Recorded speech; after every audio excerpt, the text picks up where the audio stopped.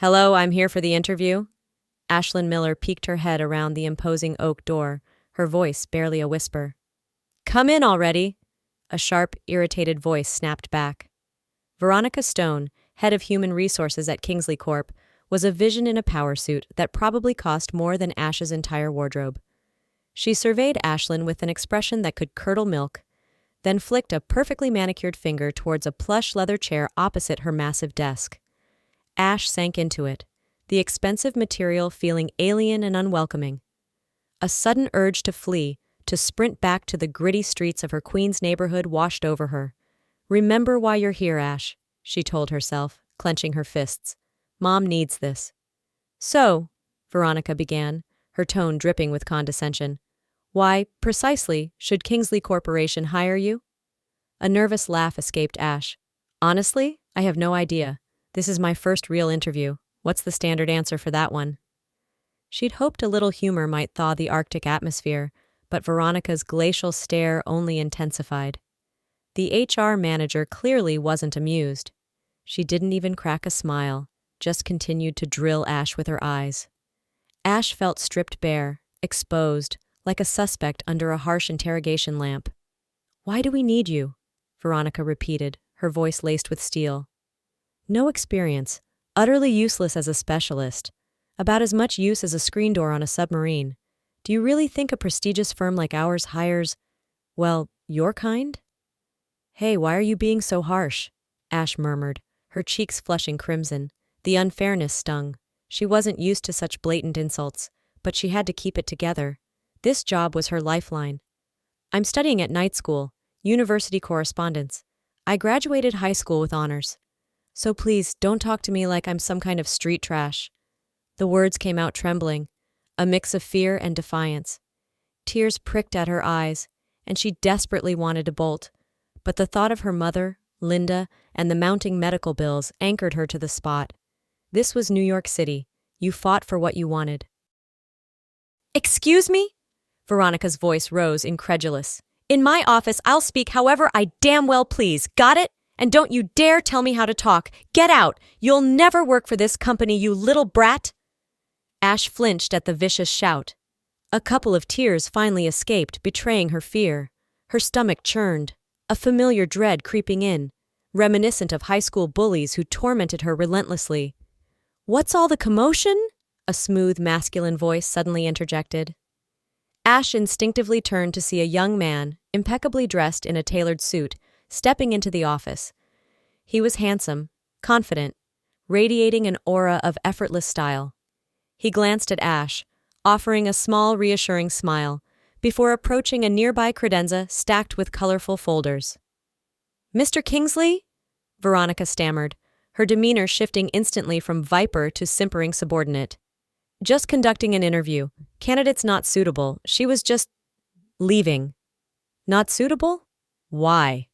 Ed Kingsley asked, thoughtfully flipping through a file. He paused, looking directly at Veronica. And Veronica, let's drop the prestigious firm with a long history act. I bought this business at a fire sale just last month because, frankly, you were all bankrupt. No ifs, ands, or buts. He cut her off as she started to protest. Why were you tearing into this young woman the moment she walked in? He turned his gaze to Ash. If she wants to work, let her. We desperately need motivated employees. Especially, he paused, his eyes twinkling with what Ash thought might be a hint of irony, in janitorial services. Ash's heart did a nervous flutter. Was he serious? Her fate hung in the balance. If she didn't get this job. The pay isn't great, Ed continued, shaking his head. Budgets are tight for now, but if you work hard, I'll supplement it out of my own pocket as a performance bonus. Unofficially, of course, until things improve. Does that mean you're hiring me? Ash asked, her voice trembling. Absolutely. Veronica will get the paperwork ready. You can start tomorrow if you like. We really are short-staffed. Ed grabbed the folder he needed, shot a stern look at Veronica, and strode out. Veronica, through gritted teeth, muttered, ID. I'll make a copy. Bring the rest of the documents tomorrow and sign the contract. Her eyes narrowed. You got the job, kid. Congratulations. But you've made a powerful enemy, just so you know. Hey, Cinderella, quitting time already? Kyle, one of the smirking junior account executives, called out as Ash tried to make a quick escape to the elevator. She just ducked her head, hurrying past. 3 weeks had passed since she'd started at Kingsley Corp., and they'd been 3 weeks of pure, unadulterated hell.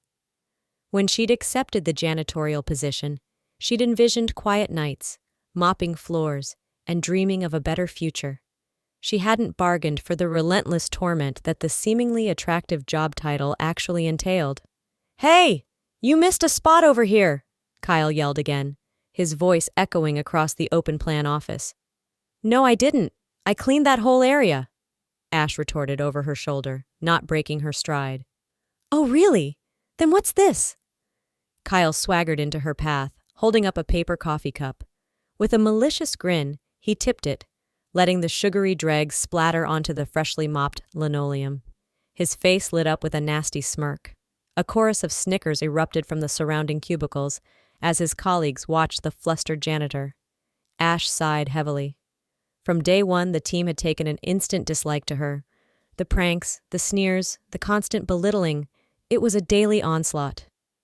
She felt like an animal trapped in a cage with venomous spiders, each one eager to inflict a more painful bite. Can I put my stuff here?" she asked earlier that day, nodding towards the communal coat rack where expensive trench coats and designer jackets hung.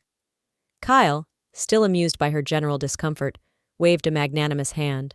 "Sure, knock yourself out." She'd hung her worn bag on a hook, tucking her thin coat beneath it, and retreated to her small supply closet for her mop and bucket. Now the cleaning was done, a simple enough task, but her mood was thoroughly ruined. She just wanted out. She grabbed her coat, slung her bag over her shoulder, and decided to skip the elevator, darting towards the fire escape stairs. It was her usual route, a way to avoid any more unwanted encounters with the office vultures. A few flights down, the exit sign glowed invitingly ahead. Ashlyn quickened her pace, a small sigh of relief escaping her lips. Freedom, at least for the night, was just a few steps away. "Hold it right there, Missy!" A gruff voice boomed, stopping her dead in her tracks. "What is it now?" Ash groaned internally. "My shift ended. I'm just going home." It was Butch, the night security guard, a burly man with a jaw that looked like it could crack walnuts, dressed in a crisp black uniform. Arguing with him seemed futile. "Your bag," he stated, his voice flat and uncompromising. "Company policy. Random checks. Let me see it." "Of course," Ash said, her voice small as she nervously handed over her worn tote. What could he possibly find? Her half-eaten sandwich? A dog-eared paperback? "We received an anonymous tip today," Butch intoned, his eyes narrowed. "Said an employee would try to smuggle out compromising documents." He rummaged inside her bag, and then, with a dramatic flourish, pulled out a thick manila folder. He shook it in the air. "Care to explain what this is?" Ash stared, her blood running cold. I don't know. That's not mine. I've never seen it before," she stammered, her mind reeling. How did that get there? This was a nightmare. "Right," Butch said, his voice heavy with skepticism. "Well, you can explain it to Mr. Kingsley. Come with me, and let's make this quick. He's a busy man." Ash's heart hammered against her ribs. Framed. Someone had deliberately planted those papers. But who? And why? The long walk to Ed Kingsley's office felt like a march to the gallows. Each footstep echoed ominously in the suddenly silent corridor. She could feel Butch's suspicious gaze burning into her back. This couldn't be happening, not when she was so close to making things right for her mom. The city lights outside the hallway windows blurred through the tears welling in her eyes. She felt utterly alone, a tiny, insignificant speck in the vast, unforgiving landscape of corporate New York. "This warrants immediate dismissal, under normal circumstances," Ed Kingsley said thoughtfully, his brow furrowed as he examined the printouts Butch had confiscated from Ash's bag. His usually warm office felt cold and imposing. "Mr. Kingsley, I swear, I don't understand how they got there," Ash whispered, tears streaming freely down her face now. The fight had gone out of her. "I don't even know what those papers are." "These," Ed said, his voice serious but not unkind, Our confidential company documents, financial reports, future business plans, deal summaries. Information our competitors would pay a fortune for. He looked at her, his gaze surprisingly gentle. Mr. Kingsley, Ash began, but he held up a hand. I know it wasn't you, Ash, he said quietly. Her head snapped up. You believe me? Someone planted them in your bag, Ed continued, his eyes scanning her face. We need to find out who, and fast. He leaned back in his chair. For now, I need you to be my eyes and ears around here. Keep doing your job, but pay attention. See anything unusual, hear anything. You come to me. Ash stared at him, dumbfounded. But why do you trust me? She whispered, the question hanging heavy in the air.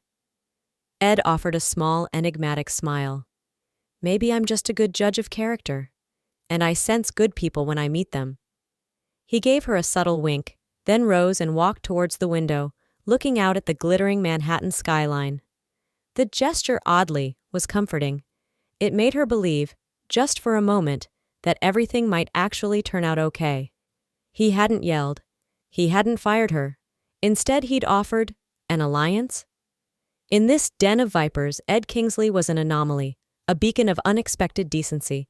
Her heart, which had been hammering in terror, began to settle into a steadier rhythm, buoyed by a fragile sliver of hope.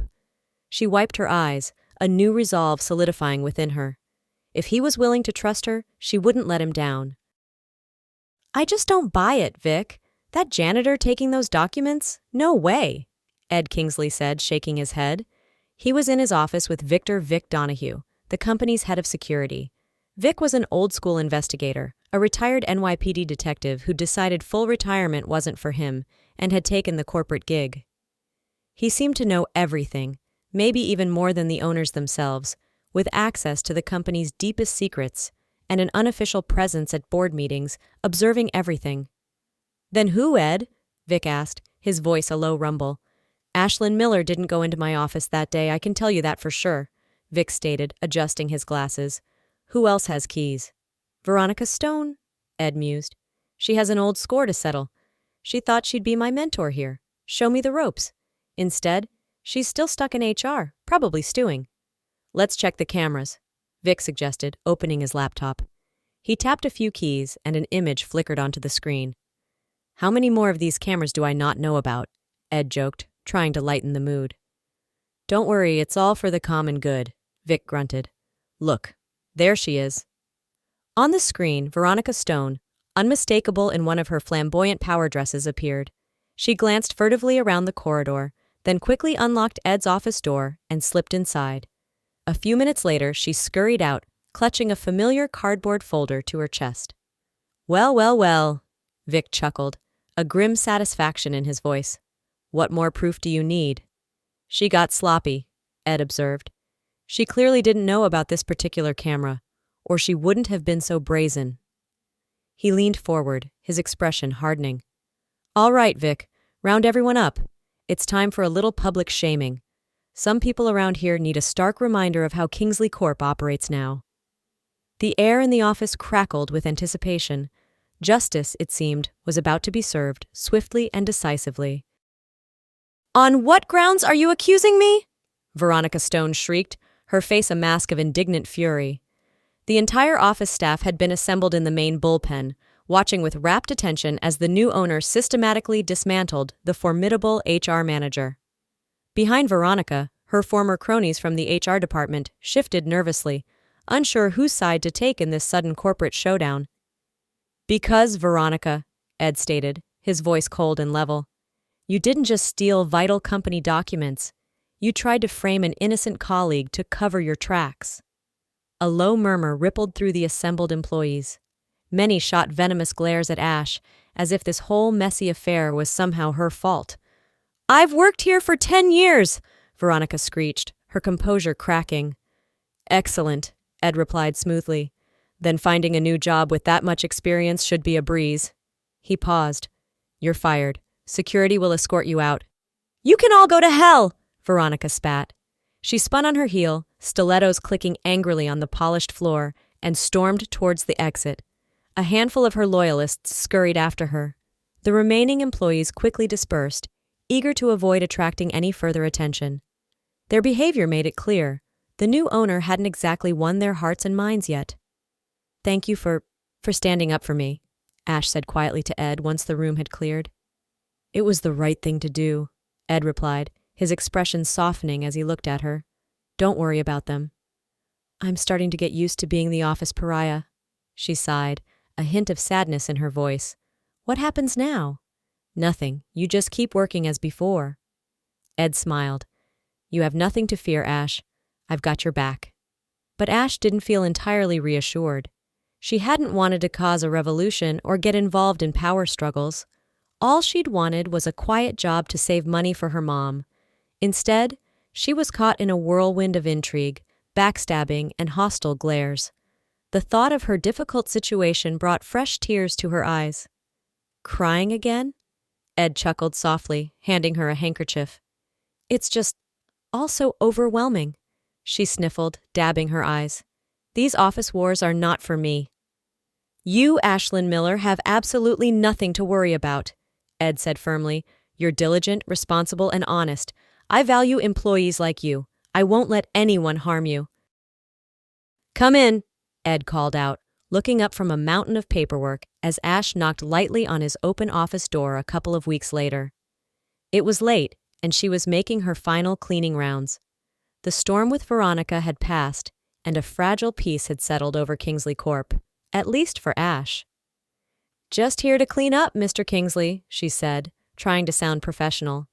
"How are things, Ash?" he asked, leaning back in his chair and rubbing his temples. "All good, I guess," she shrugged. "Since Veronica left, no one's even spat in my coffee, so that's progress."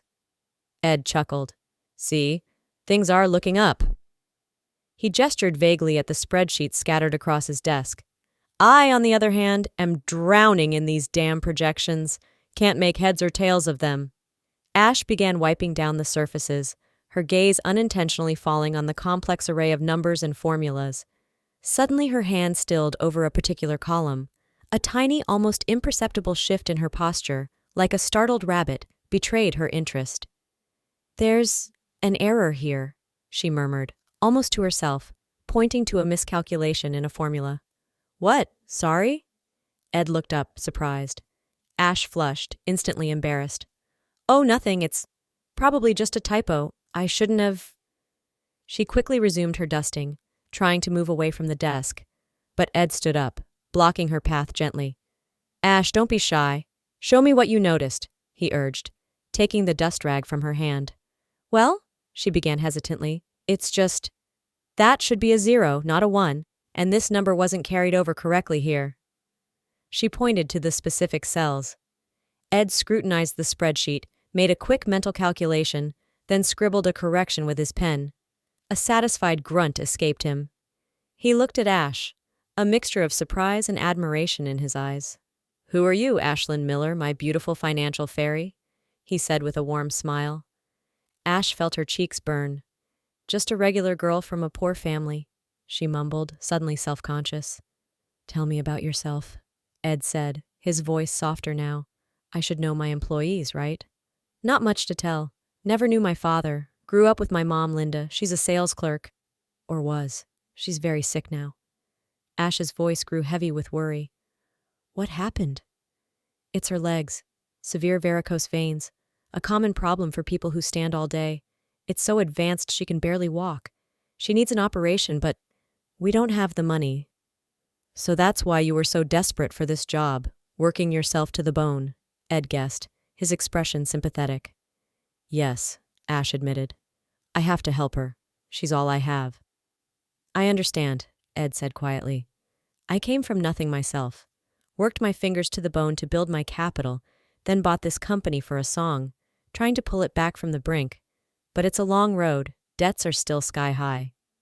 Ash stole a glance at Ed, feeling a strange sense of kinship, as if she'd known him her whole life. His eyes held a warmth and understanding that was incredibly disarming. "When I hired you," Ed confessed, "I never thought— well, I just thought you were young, pretty, and I liked you instantly. That's why I offered you the job. You have no idea what a relief it is to work with someone you can trust." You said yourself I was a good person. Ash smiled shyly.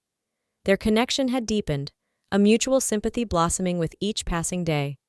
She sometimes wondered if... But no, she wouldn't dare ask. It would ruin everything.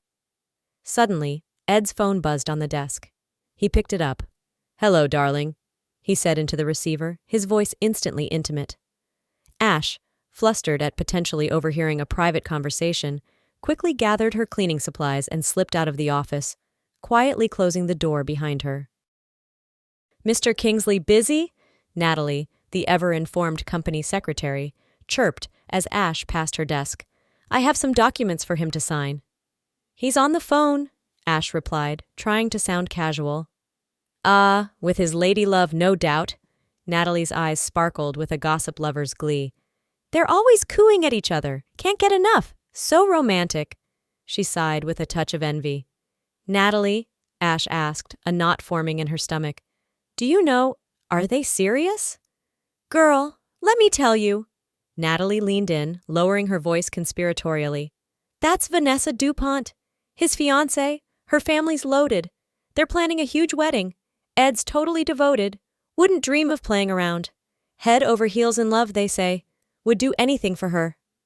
Ash's heart sank. Of course, a man like Ed Kingsley, successful, handsome, kind, he wouldn't be single. He was the only man who had ever treated her with such genuine respect and warmth. She pictured him happy with Vanessa and managed a weak, wistful smile. "Well, all the handsome rich ones are taken, huh? No chance for us regular folk." Natalie misinterpreted her sigh. "What's this? Don't tell me you've fallen for the boss," she teased, her eyes narrowing shrewdly. "No, what gave you that idea?" Ash felt her cheeks blaze. She mumbled an excuse and fled to the refuge of her supply closet, regretting her moment of candor with the office's biggest blabbermouth. Conflicting emotions churned within her. All she wanted was peace and quiet to sort through her feelings. A month crawled by.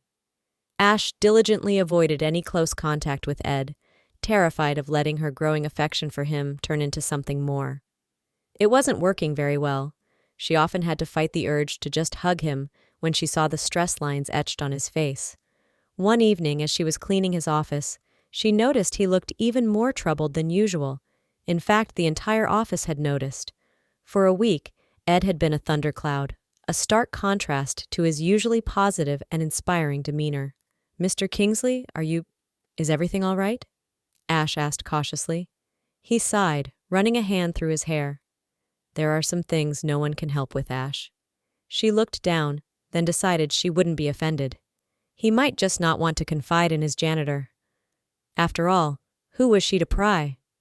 "I caught Vanessa, my fiancée, with my best friend," Ed suddenly blurted out, the words raw with pain. "The wedding was supposed to be in 6 months. He fumbled in his pocket for a cigarette, lit it, then immediately stubbed it out, his fingers trembling. Ash's heart ached for him. She wanted to take his hand, to offer some comfort. She understood the depth of his pain. She walked over to his desk, straightened a stray paper, and then, surprisingly, perched on the edge of the chair beside his. "Vanessa doesn't know what a wonderful man she's lost," Ash said softly but firmly. "You'll find someone good, someone loyal. You'll be happy, I'm sure of it." "I hope so," Ed sighed. "So much is happening right now. This breakup couldn't have come at a worse time." He shook his head. "Important investors are flying in from Chicago next week. We've been negotiating their stake in the company for months. They finally agreed to come see the operation, size things up." "But you handle negotiations all the time. You just need to prepare," Ash said encouragingly. "It's not just my preparation." Ed looked grim.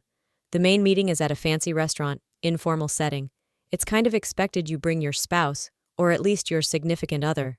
And now, I'm completely alone." "Investors are people, too.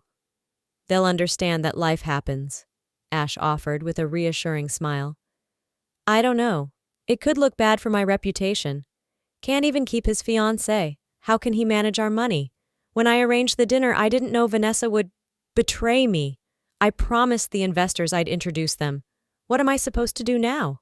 Look like a fool? A liar?" A heavy silence filled the office. Ash couldn't think of a single thing to say that would ease the tension. The investors might indeed draw negative conclusions. Suddenly, a spark of an idea lit up Ed's eyes. He seemed to grasp at a lifeline. "Ash," he said, his voice urgent, What if you came with me? To the dinner. It's a party, lots of different people, good food. You just play the role of my fiancé for the evening. Smile, look pretty, and then we leave. What do you say?" Ash stared at him, stunned. "Me? Mr. Kingsley, how do you imagine that? From janitor to jet-set fiancé in one night?" She stammered, completely flustered. "Don't worry about a thing. They're from out of town. They'll never see you again. The clothes, the manners, don't even think about it. It's all on me," Ed said, a flicker of his old energy returning. "Just say yes. Please, Ash. I don't think anyone else can bail me out of this." "This is insane. Why did I let you talk me into this?"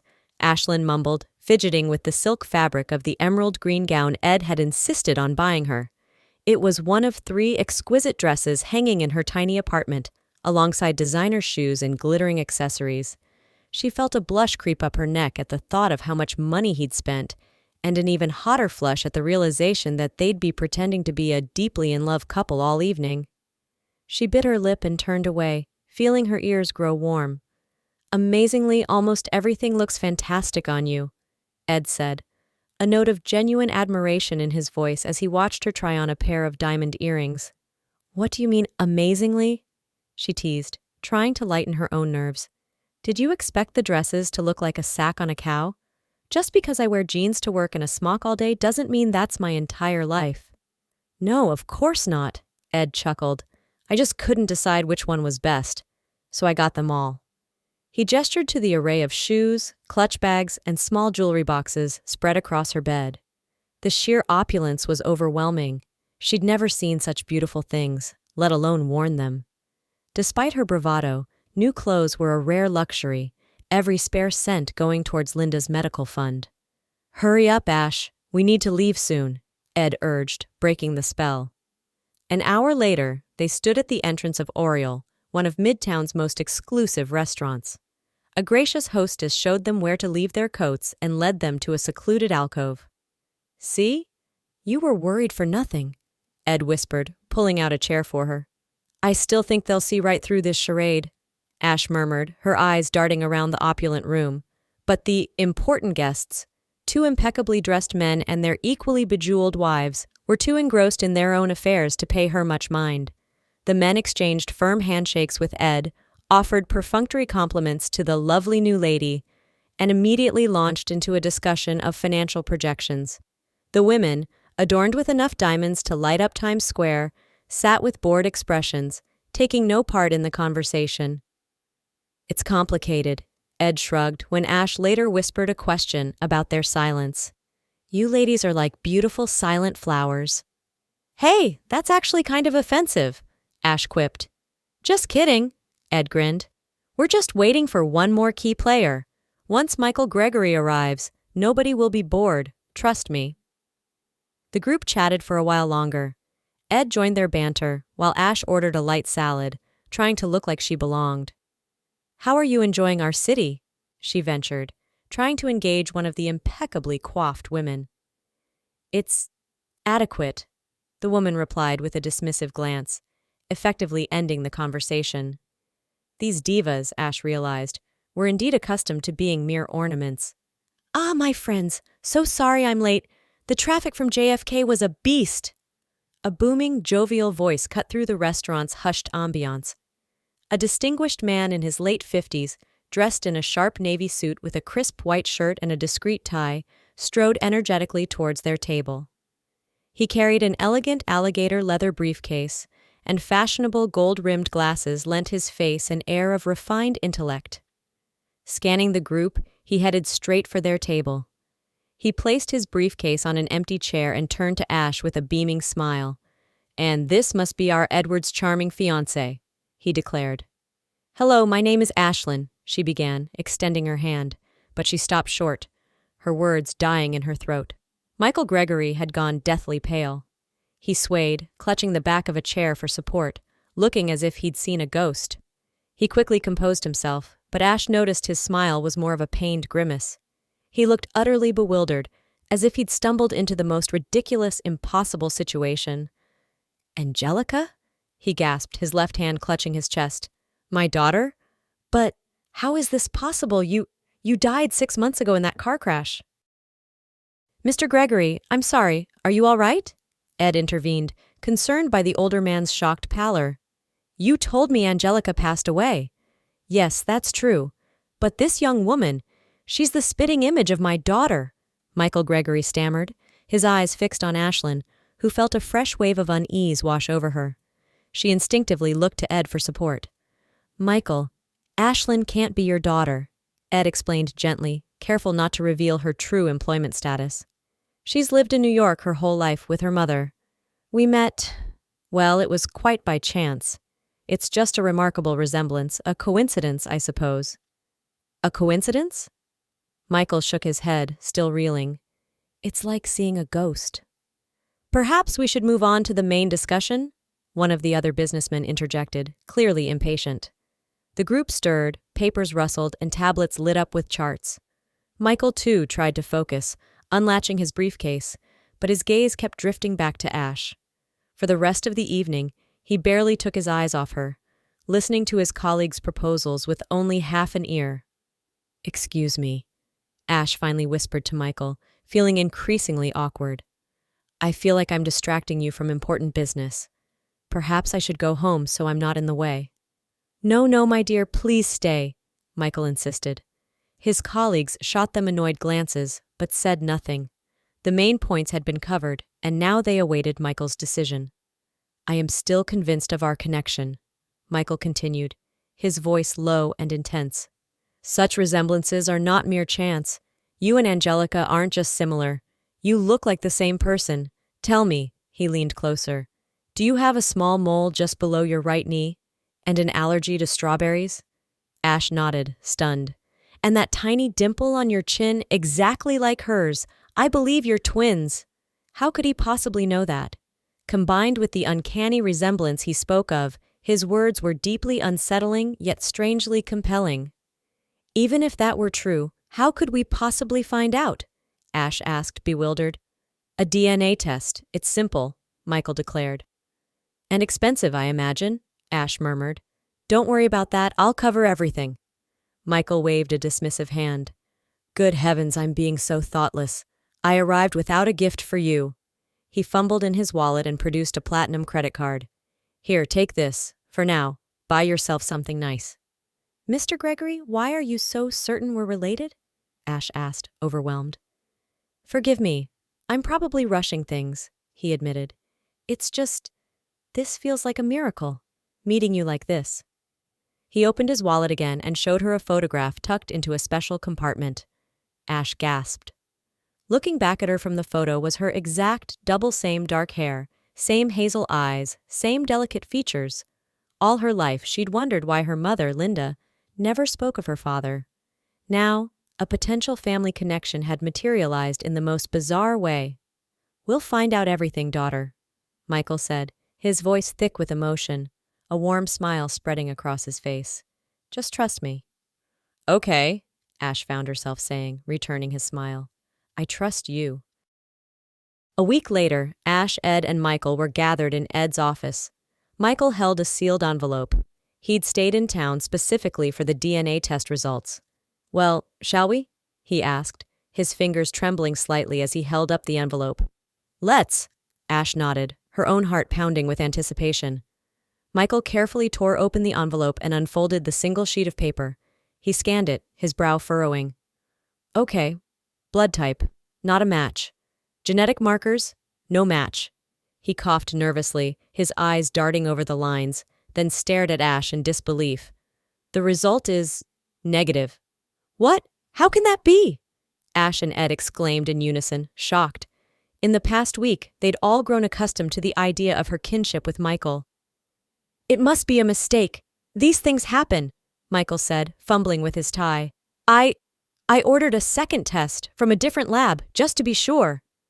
He pulled another envelope from his briefcase, his fingers clumsy as he tore it open and scanned the new report. Well, Ash whispered, barely breathing. Michael's shoulders slumped. Negative again. A heavy silence descended.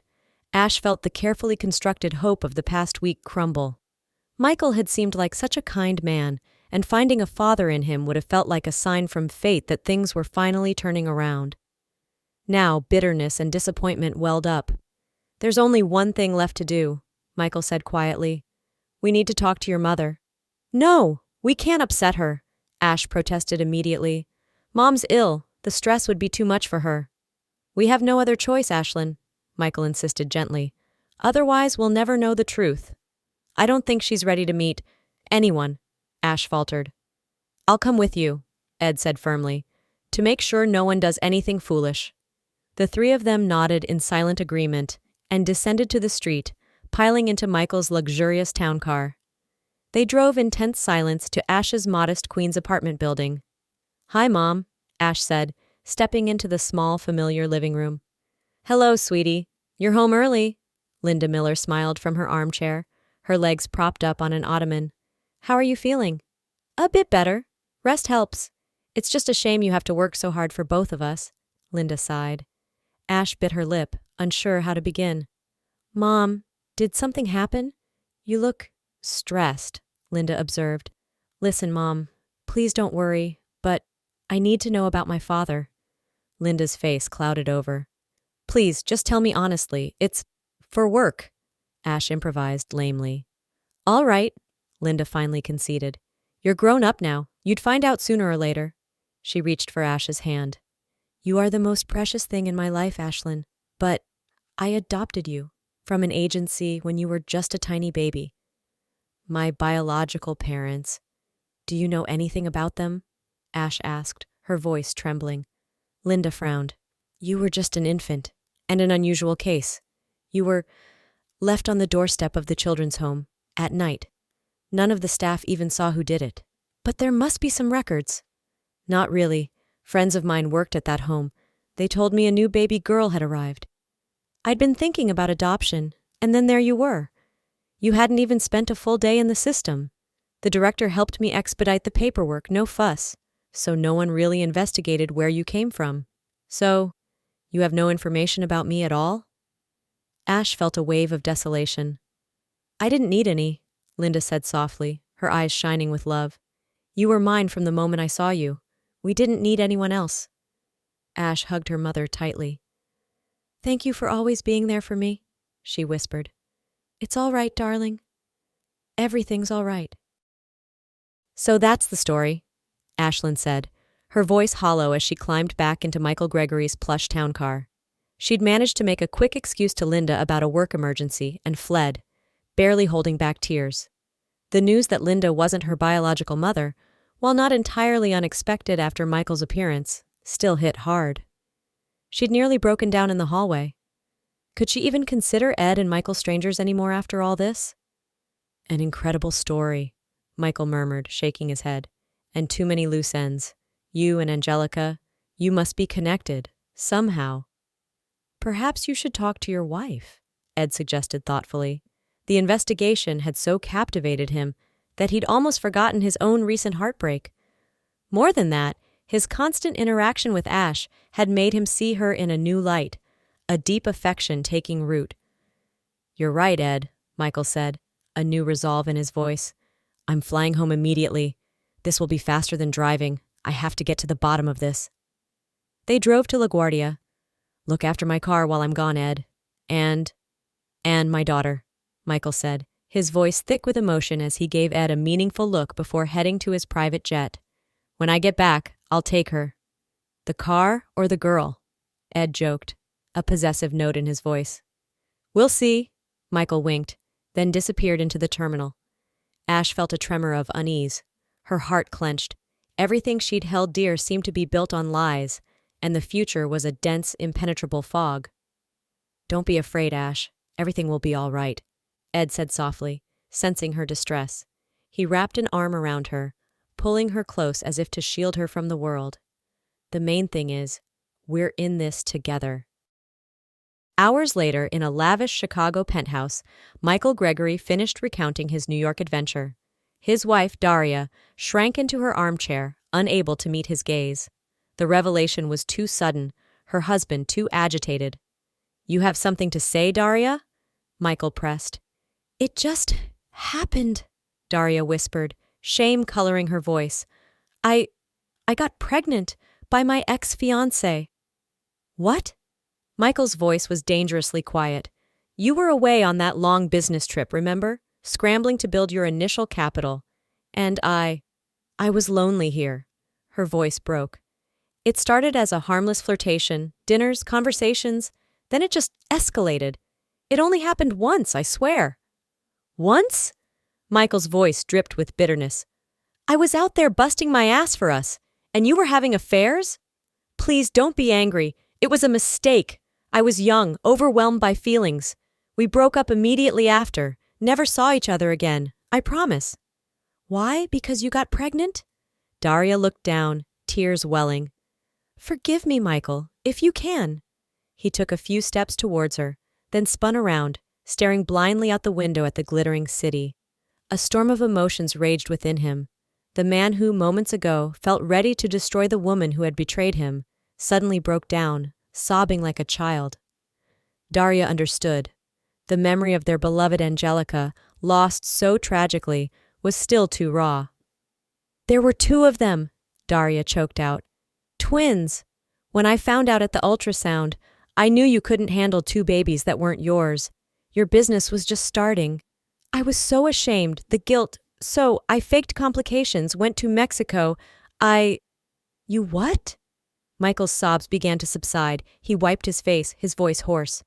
So you were ashamed for me to raise 2? But 1 was fine? I don't understand your logic, Daria. Kill me if I do. You knew I was pregnant. There was no other way except to pretend a miscarriage, but that would have been even worse for you. Such touching concern, Michael sneered. Don't you dare try to pin guilt on me after all this, he roared. Tell me what happened next. I gave birth in a private clinic. As planned, I only kept 1 baby, Angelica, the other, Ashlyn. I took her to an orphanage in a different city, far away, so no one would ever find the connection. Michael sank into a chair, his fists clenching uselessly. My God, the person I loved for so many years, lied to me so despicably. His eyes were dry. There were no more tears left. Only a cold, quiet rage consumed him. Listen, I know I'm guilty, Daria pleaded. This sin against you can never be absolved. But think, we both loved Angelica. She was such a bright child, and that was all thanks to your upbringing. She adored you, so maybe not by blood, but you were truly her father. That doesn't excuse you. Of course not. I just don't want your memory of her to be tainted. This is my fault alone. Michael leaned back, staring blankly at the ceiling. Because of you, I could have lost Ashlyn forever. It's a gift from fate that I met her, that I have a second chance to know her, and only for that reason, Daria, I will allow you to leave with some dignity. You're kicking me out? Daria whispered, shattered. I can't even look at you right now. I need time. Michael, darling, we're not young anymore. Think, maybe we can fix this. Her words trailed off. Her life had been upended. There was nowhere to go. Michael said nothing more, not even looking at her. I need to leave, she finally said, defeated. Weeks later, Ed whistled, impressed. It's amazing how skillfully you handle these negotiations, Michael, he said, reviewing a stack of signed contracts. Michael Gregory was back in New York, a frequent visitor now. It's experience, my boy, Michael winked. Put in as many years as I have, and you'll crack these deals like peanuts. So, how are things with, Ed tried to sound casual, but his curiosity was palpable. Everything's wonderful, Michael chuckled. She might be from another man, but I love her like my own daughter. It's impossible not to love Ashlyn. By the way, are you actually serious about marrying her? You did introduce her as your fiancé? Well, it's a bit complicated, Ed stammered, caught off guard. Nothing complicated about it, Michael said sternly. I'm not sure if she's ready for a relationship with me, Ed confessed. I'd be thrilled, but I don't know how Ash would react. Oh, you young people, always overcomplicating things. Michael sighed. Just talk to her, honestly, openly, then you won't have to guess. But what if I'm wrong? Will she still want to be friends if she knows her friend wants more? You'll never know if you don't risk it. Besides, Michael grinned, haven't you seen the way she looks at you? What? Ed's heart leaped. He drummed his fingers on the desk, a thrill of anticipation coursing through him. Could it be true? A sudden knock on the door made him jump. A moment later, Ashlyn entered. Speak of the angel, and here comes the sunshine. Michael beamed. Were you talking about me? Ash raised an eyebrow. Yes, our boss here was just… Ed interrupted, flustered. Ash eyed them both suspiciously, but decided to let it slide. Here's the list of people who are dragging the company down, she said, placing a sheet of paper on Ed's desk. Where did you get this? Michael asked, surprised, scanning the names. Can I tell him? Ash asked Ed, who just nodded, looking bashfully at the floor. Since his conversation with Michael, he felt almost afraid to meet her gaze, terrified he wouldn't see that same special look Michael had mentioned. You see, Mr. Gregory, Ash began, we kind of tricked you at that dinner. I was only pretending to be Ed's fiancée to save his reputation. I actually work here as the janitor. I have access to all the offices, so I did a little investigating of my own while no one was paying attention to the help. Such a valuable asset. As a janitor? Michael raised an eyebrow at Ed. A misstep, Edward, a serious misstep. We've allocated enough funds to your firm. Now learn to put the right people in the right places. We just didn't have any management positions open then. Ed smiled sheepishly. Well, you do now. Michael waved the list. Look how many vacancies are about to open up. Don't worry, Ashlyn has a good university record, I checked. And she wasn't slacking in high school either, unlike some. We also need to conduct a full audit, to have grounds for restructuring. Why are you both looking at me like that? Ash asked, puzzled. Would you consider being a real fiancé? Michael suddenly asked, his eyes twinkling. Ashlyn blushed furiously, color rising to the tips of her ears. Her feelings for the young CEO had long since blossomed into something much deeper, but her own shyness had prevented her from ever hinting at it. Well, that settles it. Michael chuckled. All right, lovebirds, consider this a blessing from your, honorary father, or you'll be dancing around each other till you're old and gray. The auditors we hired confirmed that our debts weren't just appearing out of thin air, Ed said later to Ash, pulling her into his arms. No one ever doubted my competence, Ash replied, wrinkling her nose playfully. They laughed, and Ed kissed her deeply. I've already set up interviews for the new positions, Ash reported. We should be able to fill most of the spots without disrupting operations. Good thing Michael secured enough funding for competitive salaries. And I didn't become your assistant for free, you know, she reminded him with a laugh. To think when I bought this firm, I figured I'd be wrestling with debt for years, Ed marveled. And now, just 6 months later, we're solidly on our feet. You did great, Ed. Paid off everyone. Achieved so much. Definitely better than under Veronica's reign. Ugh, don't say her name. Ed shuddered. Ash giggled, snuggling closer to her fiancé. Her laughter sent a wave of warmth through Ed's heart. He kissed her again, more passionately this time. Well, I see your workday is in full swing. Michael's voice boomed from the doorway. Polite people knock first, Ed grumbled, annoyed at the interruption. You should be working, not canoodling. Evenings and weekends are for romantic rendezvous, Michael said paternally. Tonight I'm going home. I need to visit Mom, Ash chimed in. How is she? Will you finally let us pay for her operation? Michael asked eagerly. No need, Mr. Gregory. I've already saved up enough. She's doing great, on the mend. Well, at least let me send her to a resort or something, the investor persisted. Thank you, but Ed already took care of it. Bought her a voucher for a therapeutic spa last week. She'll have her rehab and be good as new. Darn it, nothing left for me to help with? Michael grumbled, pretending to be put out. It's like I'm just passing through your lives. Don't worry, you'll have plenty to keep you busy soon. Ash smiled mysteriously. What? What am I missing? Michael threw up his hands in mock confusion. Ashlyn wants to ask for your help organizing our wedding, Ed announced, pulling her close. I proposed recently. Now we just need to sort out the formalities. Formalities? Michael beamed. My dear boy, those aren't formalities. That's the happiest day of your lives. Every day with Ed is like that, even without a stamp in our passports, Ash quipped. The main thing is to love each other. Ceremonies are just window dressing for the guests. True enough, Michael nodded. But it still needs to be celebrated. Exactly. So, we're asking for your help, to pass on the wisdom of the generations, so to speak. Ed joined in the good-natured teasing. Are you kidding? Of course. We'll throw a party this whole city will talk about for years, Michael declared. Ashlyn smiled, her heart full, and then hugged the two men who had, against all odds, become her true family. It was with them she wanted to share her new, bright life, a life where dark days were finally a thing of the past.